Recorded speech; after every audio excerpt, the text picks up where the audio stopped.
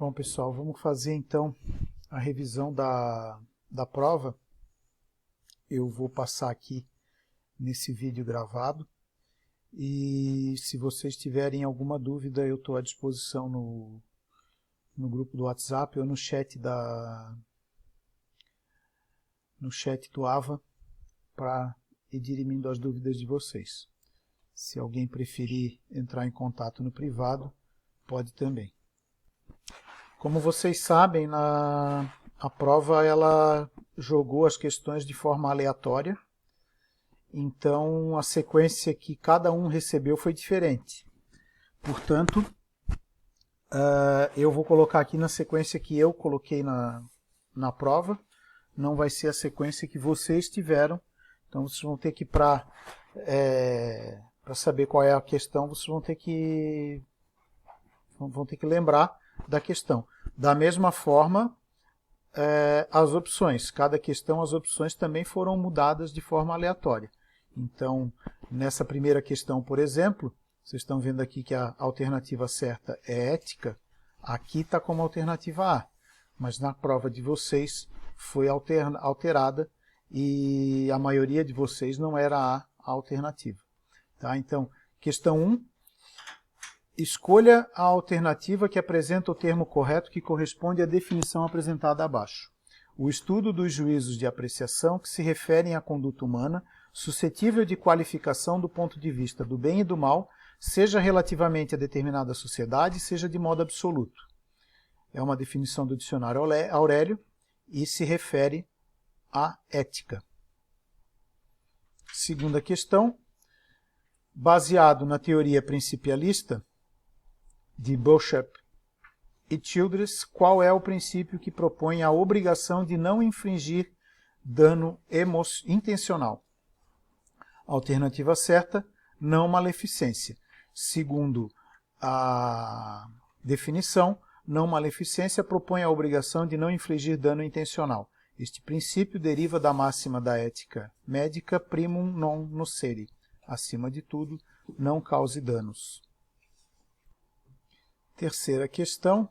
Leia com atenção as afirmações a seguir e faça as correlações possíveis. A ética não deve ser posta apenas no plano abstrato, em que se busca o seu aprimoramento teórico, bem como não pode servir para engrandecer os discursos. Pelo contrário, deve ser utilizada para fortalecer a moral e inspirar as condutas humanas voltadas para a prática do bem, para o ético, porque a ética encontra-se nos discursos os mais variados possíveis. Contudo, vem distanciando-se cada vez mais da sua essência valorativa positiva, causando em determinadas pessoas verdadeira fobia, por ser utilizada por personalidades envolvidas em escândalos morais e submersas na corrupção. A respeito dessas afirmações, assinale a alternativa correta. A alternativa correta é: as duas afirmações são verdadeiras. Quarta questão. A teoria que diz que tanto o direito quanto a moral possuem faixas de competência própria, como também possuem uma faixa de competência comum, é chamada de teoria dos círculos secantes. Vocês lembram na aula que eu fiz o desenho em que tinha um círculo e o outro círculo pegava uma parte do primeiro círculo, que é a teoria dos círculos secantes, de Claude du Pasquier, em que direito e moral coexistem. Tanto o direito quanto a moral possuem faixas de competência própria, que é a parte de cada círculo, como também possuem uma faixa de competência comum, que é a faixa que engloba os dois círculos. Quinta questão. Leia com atenção as afirmações a seguir. Então seria para escolher quais afirmações seriam as afirmações corretas. Alguma ou algumas dessas afirmações não seria correta. Então, as corretas eram: dentro da norma ética, a relação eu-tu é que baliza os direitos humanos. O primatologista holandês Frans de Waal acredita que a moral do homem teria origem semelhante à dos primatas, pois são encontrados neles a capacidade de empatia, reciprocidade e senso de justiça. E a 4, no plano da pessoa humana em si, a norma ética é de validade absoluta. nessa questão, a única alternativa que não está correta é a alternativa 3. Segundo Nalini, a ética designa o conjunto dos princípios gerais e a moral sua aplicação concreta. É o contrário, está invertido, né? Nalini diz em 2008 que a moral designa o conjunto dos princípios gerais e a ética a sua aplicação concreta.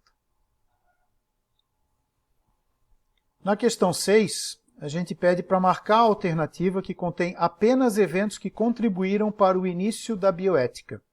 A alternativa correta é a alternativa C, onde consta movimento feminista, atrocidades da Segunda Guerra Mundial e denúncias relacionadas a pesquisas médicas. Os eventos que contribuíram para o início da bioética são os que estão listados aqui. Nos anos 60, as conquistas dos direitos civis, que foram os movimentos hippie, feminista, negro e outros, a diversidade de opiniões, respeito pelas diferenças e pluralismo moral, as mudanças nos padrões familiares, crenças religiosas e socialização das crianças nas escolas, atrocidades da Segunda Guerra e questões relacionadas ao desenvolvimento tecnológico, que foram os dilemas morais relacionados à área biomédica, as denúncias relacionadas a pesquisas médicas, a abertura gradual da medicina,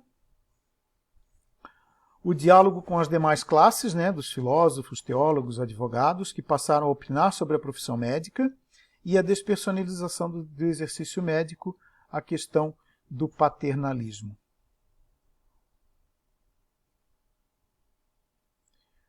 Sétima questão. Dentre os padrões de bioética, aquele que procura remeter a uma ética capaz de estabelecer critérios de retidão moral e determinar, no seio de uma sociedade constituída por numerosas comunidades morais, aquilo que é eticamente aceitável fazer. É a definição de bioética secular. Tá? Isso está nos slides de vocês, é só uma definição, não tem muito o que discutir. Questão 8. Em relação à bioética, analise as afirmações a seguir. Novamente, quais as afirmações corretas? Relatório Belmonte foi o pontapé inicial que a bioética necessitava para sua definitiva organização nos centros universitários e acadêmicos. Autonomia, beneficência, não maleficência e justiça são os princípios que regem a teoria principialista. E os que estão errados aqui. O ponto crucial na avaliação bioética do primeiro transplante cardíaco realizado pelo Dr. Christian Barnard foi como evitar a rejeição do órgão transplantado. Não. Na realidade, o ponto crucial era como saber se o doador estava realmente morto no momento do transplante. E a quarta opção, teoria que tem por característica ser feminista é a teoria das virtudes. Não, é a teoria do cuidado, que diz que apesar de ser uma proposta feminista, algumas feministas rejeitam esse modelo por reforçar o papel histórico do autossacrifício das mulheres. Correto? Vamos para a próxima, então. Questão 9. Mais uma de associar as duas afirmações. A bioética fenomenológica ela comporta uma circularidade entre as experiências de vida e os postulados éticos, os quais se adaptam às circunstâncias presentes das situações concretas. Por quê? Parte para a análise ética dos fatos à luz de uma doutrina pré-estabelecida. Nesse caso, a primeira afirmação ela é verdadeira e a segunda afirmação é falsa. Na segunda afirmação da bioética fenomenológica, o correto é que ela não parte para a análise ética dos fatos à luz de uma doutrina, mas através da análise dos acontecimentos pessoais, históricos, científicos e genéticos, fórmulas, diretrizes e orientações interpretativas dos mesmos. Questão 10. Em relação ao estatuto moral, analise as afirmações a seguir, novamente. Então, a questão 1 está errada porque, de acordo com a ética kantiana, todos os seres sencientes e não apenas as pessoas possuem estatuto moral. Não.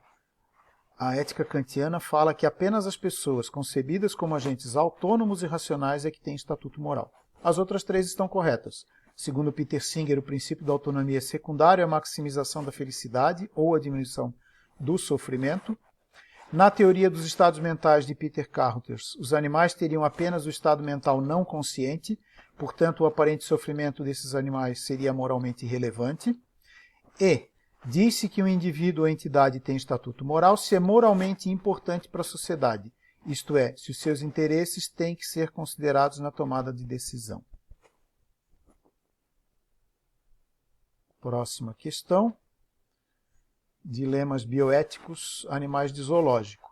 Nos zoológicos, os ambientes onde há preocupação em torná-los o mais próximo possível do habitat natural de seus ocupantes, com possibilidade de comportamento de aprendizagem, interação interespécies, redução de estresse, alimentação semelhante à de vida livre, são chamados de ambientes enriquecidos. 12ª. Alternativa que se refere ao princípio da igual consideração de interesses de Peter Singer. Peter Singer dizia, com relação ao princípio da igual consideração de interesses, que cada ser afetado por uma ação deve ser levado em conta e receber o mesmo peso que os interesses semelhantes de qualquer outro ser. O texto completo está aqui. Em nossa deliberação moral, devemos atribuir peso igual a interesses comparáveis. Cada ser afetado por uma ação deve ser levado em conta e receber o mesmo peso que os interesses semelhantes de qualquer outro ser.